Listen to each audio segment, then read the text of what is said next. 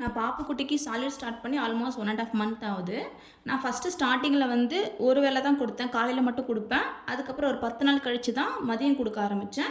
அதுக்கப்புறம் ஒரு 10 நாள் கழித்து நைட்டு கொடுக்க ஆரம்பித்தேன். இந்த மாதிரி தான் நான் வந்து ஃபஸ்ட்டு எடுத்ததும் 3 வேளை கொடுக்கக்கூடாது. எப்பவுமே குழந்தைங்களுக்கு ஃபஸ்ட்டு ஒரு வேளை, அப்புறம் 2 வேளை, அப்புறமேட்டா தான் 3 வேளை கொடுக்க ஸ்டார்ட் பண்ணணும். இப்போ ஆல்மோஸ்ட் வந்து பாப்புக்குட்டி 3 வேளையும் நான் பாப்புக்குட்டிக்கு ஃபுட்டு விட்டு ஸ்டார்ட் பண்ணிட்டேன். நைட்டில் மேக்ஸிமம் அவளுக்கு வந்து இட்லி தான் கொடுப்பேன். இட்லி, கேரட்டு, இட்லி, பீட்ரூட்டு, இட்லி, பாசிப்பருப்பு.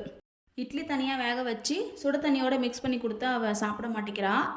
இட்லி கூட ஏதாவது பருப்பு வெஜிடபிள்ஸ் எதாவது ஆட் பண்ண மட்டும் தான் சாப்பிட்றா. வெறும் இட்லி சாப்பிட மாட்டா. சில பேர் வந்து பால் கலந்து கொடுக்க சொன்னாங்க. நான் என்ன பாப்புக்குட்டிக்கு வந்து மாட்டுப்பால் வந்து என்ன பழக்கப்படுத்தலை, அதனால் பாலும் கொடுக்க முடியாது. ஸோ இந்த மாதிரி நான் ஏதாச்சும் வெஜிடபிள்ஸோ இல்லை பருப்போ ஆட் பண்ணி கொடுத்துருவேன். அரைக்கும் போது கொஞ்சமாக நெய், ஒரு பிஞ்ச் வந்து உப்பு சேர்ப்பேன். உப்பு வந்து நான் என்ன ஃபுல்லாக சேர்க்கலை, ஆஃப் உப்பு கூட நான் சேர்க்கல, ஒரு பிஞ்ச் மட்டும் தான் சேர்ப்பேன்.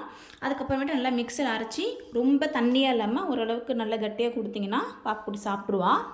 எப்பயுமே அவளுக்கு சாப்பிடும்போது பக்கத்தில் சுடு தண்ணி நல்லா ஆற வச்சு அவள் பாட்டில் ஊற்றி வச்சுருவேன். தண்ணி வந்து பக்கத்தில் எப்பயுமே வச்சுக்கணும் பாப்புக்குட்டிக்கு.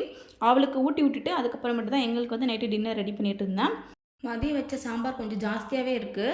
சரி தோசை ஊற்றினா அவ்வளோவா சாம்பார் காலியாகாது. அதுவும் இல்லாமல் பொங்கல் செஞ்சு ரொம்ப நாள் ஆன மாதிரி இருந்தது. பொங்கல் செஞ்சால் சாம்பார் காலி ஆகிடும். அது இல்லாமல் ரொம்ப ஈஸியாக செஞ்சிடலான்றதுனால நான் பொங்கல் தான் ரெடி பண்ணேன்.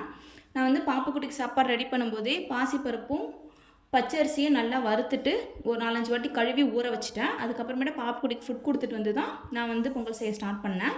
கொஞ்சமாக எண்ணெய் விட்டு மிளகு, சீரகம், கருவேப்பிலை, பச்சை மிளகாய், கொஞ்சமாக இஞ்சி போட்டு அது நல்லா வதங்கக்கூடாது.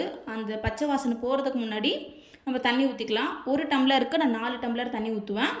தண்ணி ஊற்றி நல்லா கொதிச்சதுக்கப்புறமா கொஞ்சமாக மஞ்சள்தூள் கலருக்காக சேர்த்துக்கலாம். எனக்கு பிடிக்கும், அதனால சேர்த்துருக்கேன். உங்களுக்கு பிடிக்கலன்னா அவாய்ட் பண்ணிக்கோங்க. தேவையான உப்பு போட்டு வாஷ் பண்ணி வச்சுருக்க அரிசியும் பருப்பும் சேர்த்து குக்கர் ஒரு 4 விசில் வந்தாலே நல்லா வெந்துடும்.